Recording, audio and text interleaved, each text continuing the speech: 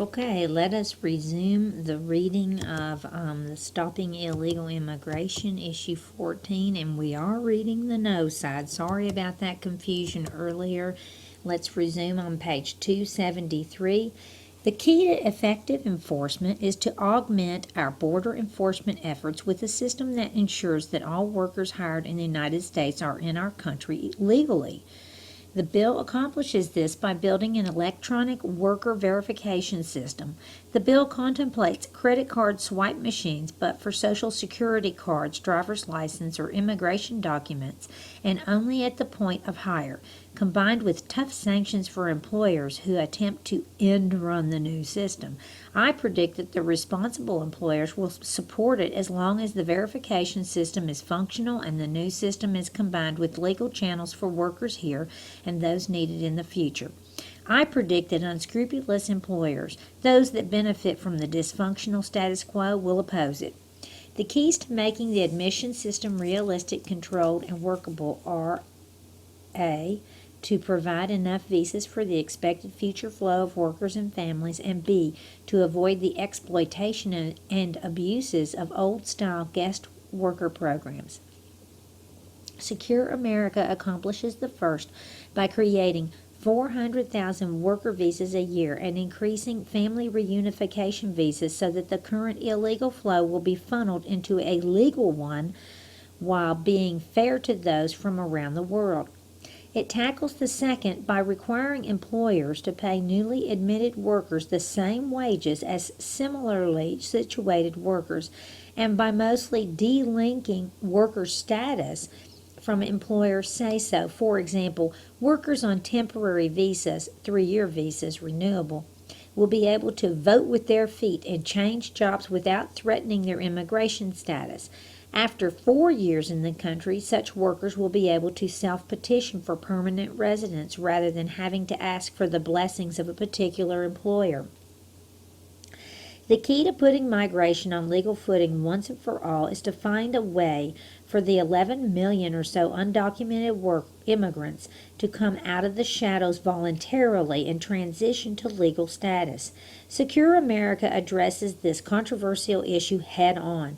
It offers incentives for undocumented immigrants already here to come forward, register with the government, submit to criminal security and health screenings, pay a hefty fine, study English and civics, and clear up their taxes as a way to eventually earn permanent residency.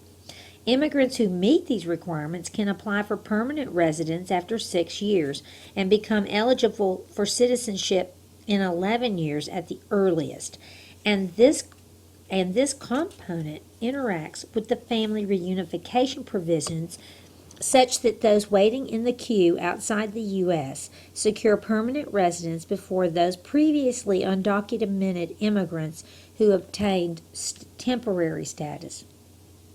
Critics label this process of registration and earned legalization as an amnesty.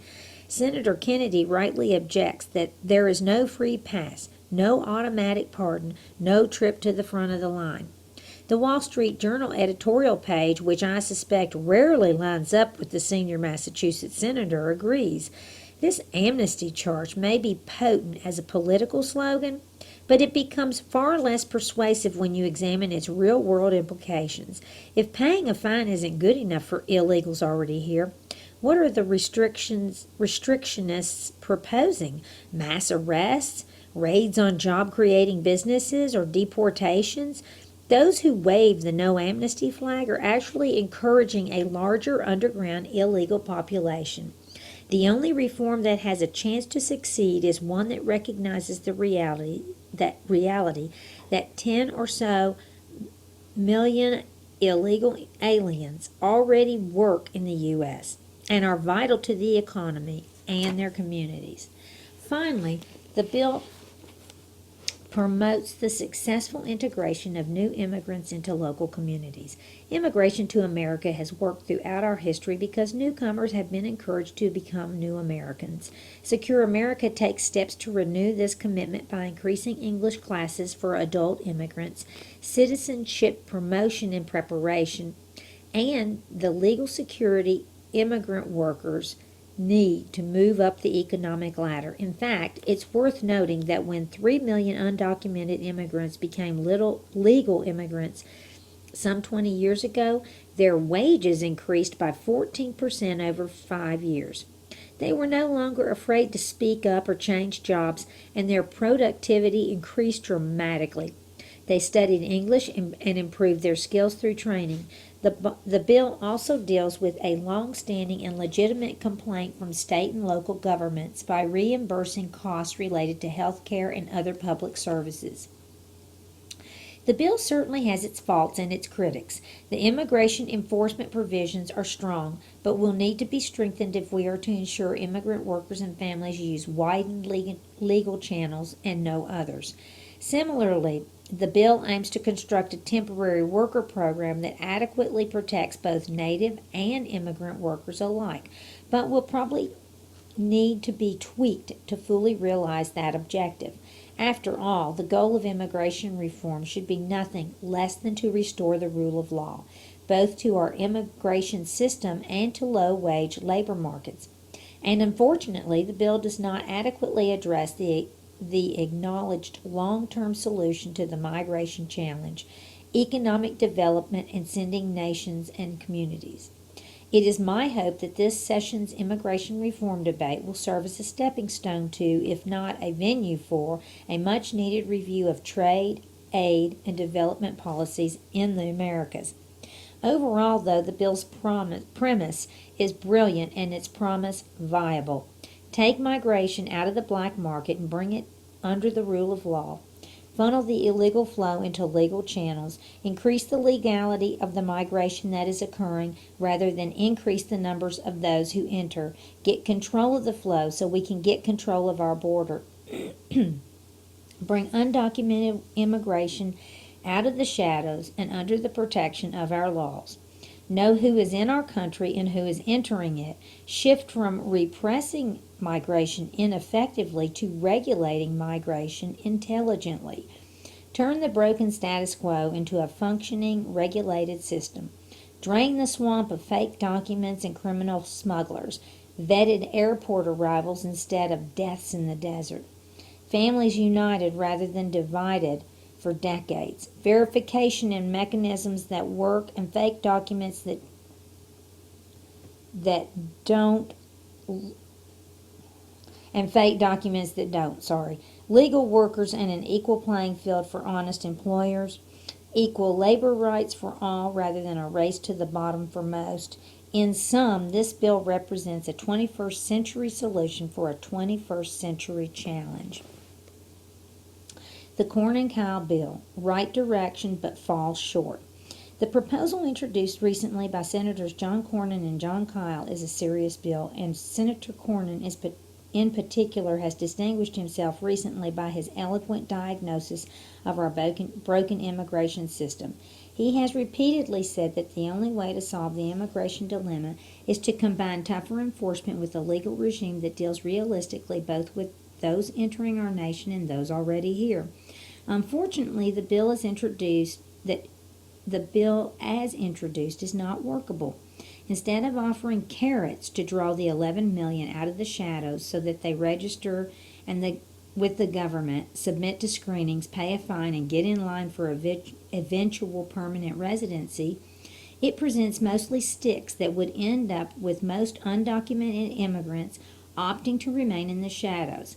Instead of reuniting families in a more timely fashion and keeping nuclear families together, the bill fails to address existing backlogs and instead would most likely result in more families split between different countries for longer periods of time.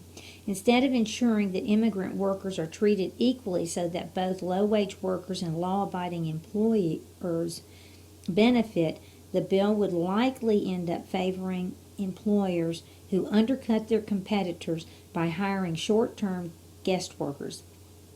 Instead of providing for a stable workforce and promoting citizenship, The bill threatens to force workers out of the country or out of their jobs and provides no meaningful path to citizenship. Nevertheless, the authors have rightly steered clear of an enforcement only or enforcement first approach and have developed a number of ideas worthy of consideration and inclusion in a Senate Judiciary Committee bill. It is my hope and recommendation that this committee, led by the chairman, will start with McCain-Kennedy template and include the best of the proposals before it in a way that builds momentum and support in the full Senate for workable, comprehensive reform. Final remarks. We at the National Immigration Forum have been working on challenges related to immigration policy for more than 20 years. We understand how hard it is to fashion immigration reform that can pass Congress and work on the ground once enacted. We are fully prepared to support and fight for a combination of tough and smart enforcement measures if combined with simultaneous reforms to our admission policies that bring undocumented immigrants out of the shadows and provide a sufficient number of workers and family reunification visas for the future flow. But we cannot and will not support proposals that have no realistic chance of working once implemented. Our stand is that we not only get it done, but that we get it done right. But we are optimistic. We believe this is our generation's best shot at enacting workable reform. As a nation, we seem poised to move beyond the old debate characterized by simplistic and shallow prescriptions of the past, the non-solution, soundbite-driven, get tough and be done with it approach.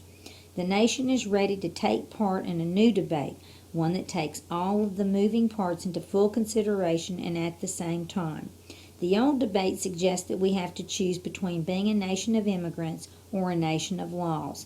The new debate recognizes that the only way to be either is to be both. And that's the end, short and sweet.